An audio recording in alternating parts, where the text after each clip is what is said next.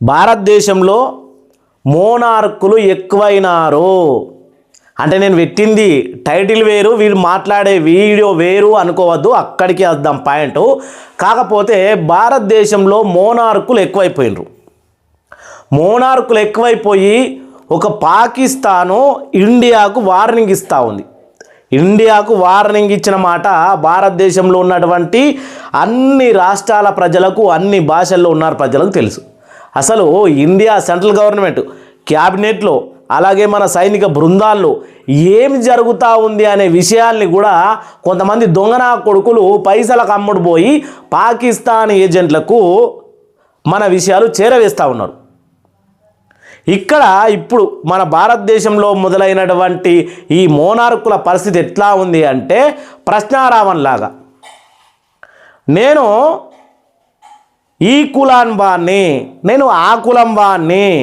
అసలు భారతదేశంలో భారత్ మాతాకి జై అనేటోళ్ళు అందరూ భారతీయులే. ఇందులో కులాలు ఎక్కడున్నాయి? కులాలను తీసుకొచ్చి ప్రతి రాష్ట్రంలో కులాల మధ్యలో లుల్లులు పెట్టి, అంటే మనుషుల మధ్య స్వతంత్రము, స్వేచ్ఛ, అలాగే వాళ్ళకు ఉండేటువంటి అది బంధం ఏదైతే ఆత్మీయ బంధం ఉందో ఆ బంధాన్ని కులాల పేరుతోటి అందరు విచ్చలవిడిగా ఎడవాపుతూ ఉన్నారు. నేను మొన్న ఒక వీడియో చేసిన ప్రశ్నారావణ్ మీద. రాముణ్ణి తరిమి కొట్టినరు, దాన్ని మరి రాముణ్ణి తరిమి కొట్టిన తర్వాత దేవుడు ఎట్లా అవుతాడని మాట్లాడారు. కావాలంటే మళ్ళీ కూడా వినిపిస్తా. అదొకటి. రెండవది ఏమన్నారంటే సీతామాతని రామునికి అనుమానం వచ్చి అగ్ని ప్రవేశం చేయించింది కదా, మీ హిందువులు కూడా మీ భార్యల మీద అనుమానం వస్తే అగ్ని ప్రవేశం చేయిస్తారా అని మాట్లాడినారు.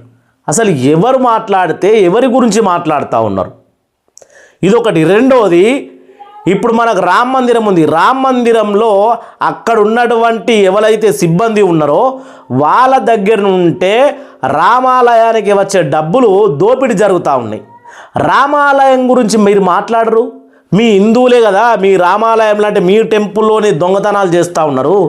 దాని గురించి గవర్నమెంట్ చూసుకుంటుంది. ఇప్పుడు ఒక్క మాట మనం తప్పుగా అనుకోకపోతే, ఇప్పుడు ఏ క్రిస్టియన్ దాంట్లో దొంగతనాలు జరుగుతలేవా? అసలు ఏ ముస్లిం మసీదుల్లో అంటే వాళ్ళ మంది తీసుకుంటలేరా డబ్బులు? రామాలయంలో జరిగినటువంటి ఈ విషయాన్ని బయటకు వచ్చిన తర్వాత మేము దాన్ని ఏమంటారు, మేము మోనార్కులం అనేటోళ్ళు చాలామంది వీడియోలు చేస్తూ ఉన్నారు. మీరు సంపాదించినటువంటి రామాలయం 5,000 సంవత్సరాల నుంచి కొట్లాడి తెచ్చుకున్నటువంటి రామాలయం, మోడీ ఆంజనేయుడు అని మాట్లాడి దాన్ని స్ఫూర్తి తీసుకొని రామాలయాన్ని కట్టించడం జరిగింది కదా, మరి దానికి సిబ్బందిని నిర్మించేటప్పుడు చూసుకోరా? అంటే మీ హిందువులే మీ హిందూ దేవాలయాల్లో దొంగతనాలు చేస్తే తప్పులేదా? గిట్లాంటి మాటలు మాట్లాడిన తర్వాత నువ్వు భారతీయునివేనా? భారతదేశంలోనే ఉన్నావు కదా. ఇంకా ఏమంటారు, మనకున్నటువంటి భగవద్గీతలో మహాభారతంలో ఏం చెప్పినావు అంటే, అక్కడ పాండవుల భార్యను కౌరవులు పాంచాలి వస్త్రాభరణం జరిగిందంటే మన దొడ్డు భాషలో మాట్లాడాలంటే మీ పాండవుల చరిత్రలో అంటే మీ రామాయణం చరిత్రలో ఆడదాని చీరలాగిన చరిత్ర ఉంది. ఇప్పుడు మరి మీ హిందువులు కూడా మీ పెళ్ళాల చీరలు లాగుతారా రోడ్ల మీదకి వచ్చి? ఇవి ప్రశ్నారావణ్ మాట్లాడినటువంటి మాటలు.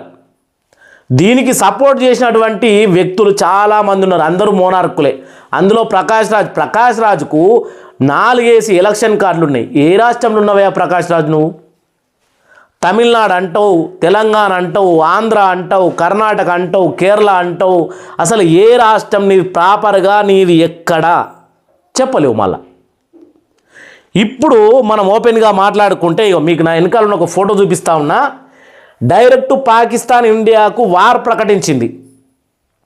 అంటే మీరు హిందూ జలాలు, మనకేదైతే ఆపరేషన్ సింధూర్ జరిగినప్పుడు మన ఆపరేషన్ సింధూర్లో తీసుకున్నటువంటి ఒక విధానమే హిందూ జలాలను పాకిస్తాన్లోకి పంపించకూడదు అనే విషయాన్ని ఆల్రెడీ సెంట్రల్ గవర్నమెంట్ టార్గెట్ చేసి మన నీళ్ళు వాళ్ళకి ఎందుకంటే మన బిడ్డల రక్తం చూసినప్పుడు ముంబై 26/11 అంటే అందరికీ గుర్తొస్తుంది. Parliament attack, Punjab attack, Hyderabad attack, ఇలా ఎన్నిసార్లు అటాక్ చేసిండ్రు. ఇప్పుడు ఏమంటా ఉన్నారు, డైరెక్ట్ మళ్ళీ వారి యుద్ధానికి సిద్ధము. ఇగో ఒక 40 సంవత్సరాల కింద ago after 40 years and Indian issues అని దీనికి సంబంధించి, ఈ ప్రాజెక్ట్కి సంబంధించి 1960లో అప్పుడున్నటువంటి గవర్నమెంట్, ఇటు పాకిస్తాను ఇండియా 2 గవర్నమెంట్లు ఒప్పందాన్ని రాసుకున్నాయి. ఏంది అంటే ఇవి ఇండియా నుంచి పాకిస్తాన్ మీదుగా వెళ్ళే ఈ హిందూ జలాలు, దీన్ని హిందూ మహానద సముద్రం కూడా అని పిలుస్తూ ఉంటారు అనుకో. ఈ నీళ్ళు మొన్న మనకు ఏదైతే ఈ ఆపరేషన్ సింధూర్ జరిగిందో, పహల్గామ్ దాడి, ఫస్ట్ పహల్గామ్ దాడి జరిగింది, మన వాళ్ళని చంపేసారు టెర్రరిస్టులు. ఆ తర్వాత మన సెంట్రల్ గవర్నమెంట్ తీసుకున్న నిర్ణయం ఏంటంటే మన వాళ్ళ రక్తం పారంగా చూసేటోళ్ళకు మనం నీళ్ళు ఎందుకు ఇవ్వాలని ఇవి నిలిపేసింది. ఇప్పుడు పాకిస్తాన్లో ఆకలి కేకలు మొదలయ్యాయి, పంటలు వండడం లేదు, ఎవరికి తిండి దొరకడం లేదు. ఇటువంటి పరిస్థితుల్లో సైనికుల వీళ్ళ చీఫు అంటే ఆర్మీ చీఫు ఆయన తీసుకున్న విషయం ఏందో తెలుసా, వారకు సిద్ధము కానీ కాళ్ళ బేరానికి పోవద్దు.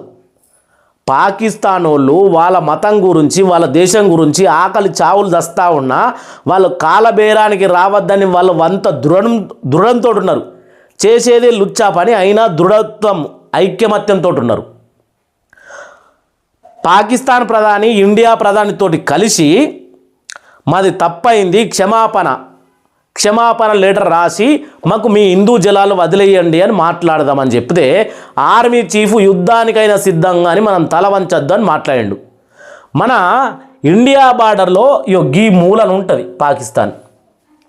కనీసము 8 కోట్లు లేని పాకిస్తాన్ ప్రజలు అంత ఐక్యమత్యంగా ఉంటే 140 కోట్ల ప్రజలు ఉన్నటువంటి ఇండియా ఎంత ఐక్యమత్యంగా ఉండాలి. మరి ఇండియాలో అందరూ మోనార్కులే, ఇండియాలో అందరూ మన ఇండియాను వ్యతిరేకించటోలే. ఇండియాలో ఉన్నటువంటి చట్టాలను, ఇండియాలో ఉన్నటువంటి దేవాలయాలు, ఇండియాలో ఉన్నటువంటి మతాలు, కులాలు సందు చేసుకొని వాళ్ళు పైసలకు అమ్ముడు వాళ్ళని గ్యారంటీ ఏముంది. ఈరోజు ఒక ప్రశ్నారావణ్ గాడి మీద ఒకటి కేసు పెట్టంగానే దాని మీద ఉల్టా పల్టా మాట్లాడతాం. అసలు ప్రశ్నారావణ్ ఎక్కడి నుంచి స్టార్ట్ అయ్యిండు, ప్రశ్నారావణ్ కథ ఏంది, మీరు ఒక్కసారి దాని గురించి కూడా నేను ఈరోజు వీడియో చేయబోతా ఉన్నా. మీరు మన ఛానల్ని సబ్స్క్రైబ్ చేసుకొని ఖచ్చితంగా మీ అభిప్రాయాన్ని తెలియజేయాలని కోరుకుంటా ఉన్నాం. మామూలు ఒక హిందూ బిడ్డకి రకం కేసులు జరిగితే మరి ఇంత గట్టిగా ఎవరు కూడా వెంటనే బెయిల్ మీద బెయిల్ రావు కదా. మరి ప్రశ్నారావని మన స్పెషలా ఉండని రిమాండ్లో ఏమవుతుంది. హిందూ దేవాలయ ఆయన మాట్లాడే భాష ఆయన ఛానల్లో ఎంత వరస్ట్గా ఉంటుంది నాకు మాట్లాడరాదా. ప్రతి ఒక్కరికి అదేదో మేధావి అన్నట్టు ఈశ్వరుడు పవన్ కళ్యాణ్ మాట్లాడింది సినిమా డైలాగు, ఈశ్వరుడు నోరిచ్చిండు కదా అని ఇష్టం వచ్చినట్టు మాట్లాడితే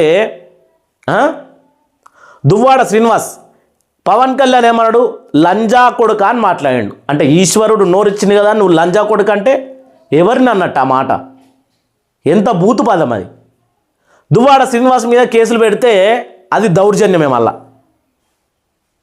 మాట్లాడేటి ఏమో లంజా కొడుక, 4 పెళ్ళిళ్ళు, ఇది అది, ఆడవాళ్ళ విలువలు తెలుసా, ఇవి తెలుసా, ఇవన్నీ మళ్ళీ ఏమంటారంటే నువ్వు అసలు హిందూ మతాన్ని అడ్డం పెట్టుకొని ఓట్లను దండుకుంటా ఉన్నావు. మోడీ కూడా హిందూ మతాన్ని అడ్డం పెట్టుకొని ఓట్లు దండుకుంటా ఉన్నాడు.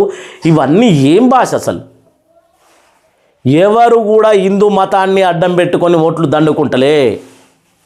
హిందూ మతాన్ని రక్షించడానికే భారత ప్రభుత్వం 24 గంటలు ప్రతి క్షణం సైనిక బృందాలు, ప్రతి ఒక్కరు భారతీయులు, నేను హిందువుని, జై శ్రీరామ్ జై కృష్ణ అనే ప్రతి ఒక్కరు కూడా భారత్ మాతాని కాపాడుకోవడానికి 6 నిమిషాలు కష్టపడుతూనే ఉన్నారు.